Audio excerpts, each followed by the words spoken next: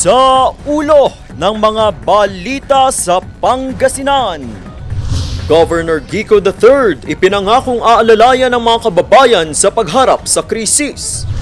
Bagong tertiary laboratory ng Urdaneta District Hospital pinasinayaan sa pangunguna ni Governor Kiko III. Paggamit ng solar sa mga proyekto sa Pangasinan, pinag-aaralan ni Governor Kiko III. At mas maraming proyekto at programa aasahan sa probinsya ng Pangasinan. Unang ratsyada. Ramdam na sa buong bansa ang epekto ng krisis dulot ng sigalot sa pagitan ng Amerika at Israel. Una rito ang pagtaas ng presyo ng produktong petrolyo at mga bilihin. Kaya't nagpasya si Governor Ramon V. Kiko III na hindi ipatupad ang 4-day work sa Kapitolyo. Maapektuhan daw kasi nito ang sektor ng transportasyon at pati na mga job orders. Hindi po ako nag-impose ng 4-day work week. 5 days pa rin sa Kapitolyo.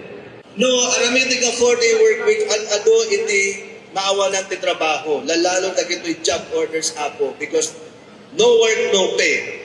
Dagito'y transportation sector, makisayad natin may sangaal daw na panagpasada apo. So, dito di economic ripple effect.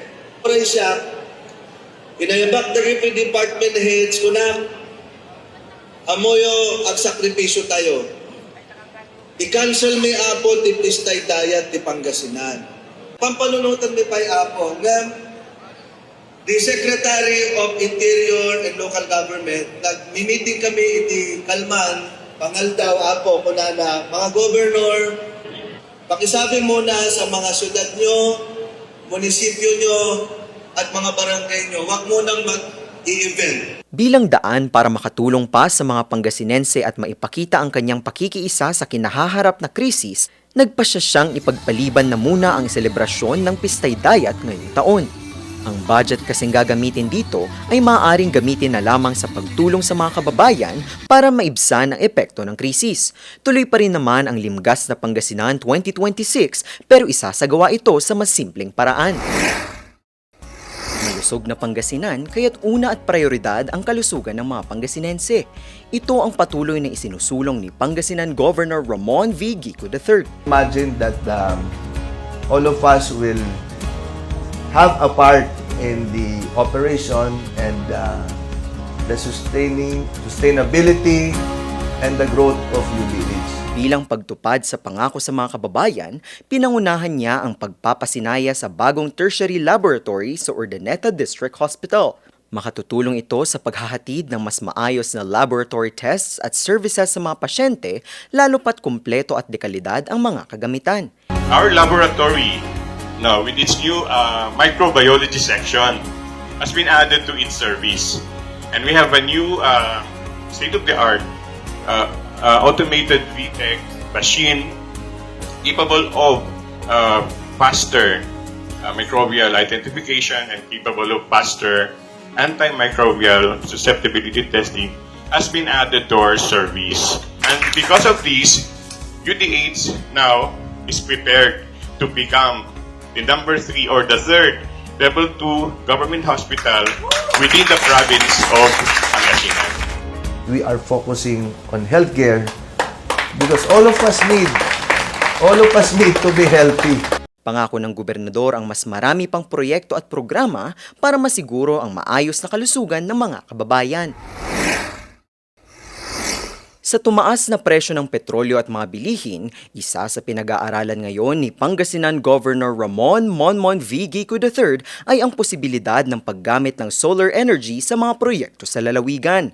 Kamakailan nga lang, nakipagpulong ang gobernador sa isang solar company para sa naturang plano. Layon nitong isulong at palakasin ang paggamit ng renewable energy na bukod sa makatutulong sa pagtitipid at mabawasan ang mataas na bill ng kuryente, makatutulong rin sa kalikasan. Kung sakali, mauuna muna itong gagamitin sa mga pasilidad na proyekto ng pamahalaang panlalawigan. Mas maraming proyektong pang-infrastruktura, programang pangkalusugan, edukasyon at iba pang mga serbisyo. Ito ang hangad ni Pangasinan Governor Ramon V. Gico III para sa probinsya. Layo niyang may angat at mapabuti ang buhay ng mga Pangasinense. Welcome. Thank you very much. Okay. Kaya't sa pagbisita ni Department of Budget and Management Secretary Rolando Toledo sa probinsya, inilatag ni Governor ang mga plano para na rin sa hiling na maayos na alokasyon ng pondo para sa probinsya. Just to share with you, Sec, in our province, we're committing free hospitalization to all Pangasinenses. Alright. Oo, kasi I think To note that as how. That's- Gusto ka that's- lang ako doon. Hindi, kasi yun ang rather than yung mga ayu-ayuda, let's think of something long-term. Pinuri naman ng kalihim ang inisyatibo at pangarap na ito ni Governor Gico. For At this go, hospitals. it's aligned with the national government priority, Yes. which is basically kasama yung health, education, and agriculture. Okay, and I understand that is also your priority. That's our Yeah, priority. the three sectors. Yeah. Dahil sa naging pag-uusap at mga planong nailatag, aasahan daw ang katuparan sa mga plano pa para sa Pangasinan. Simbolo raw kasi ng maayos na lalawigan ang pagkakaroon ng maayos at magaan na buhay ng mga kababayan.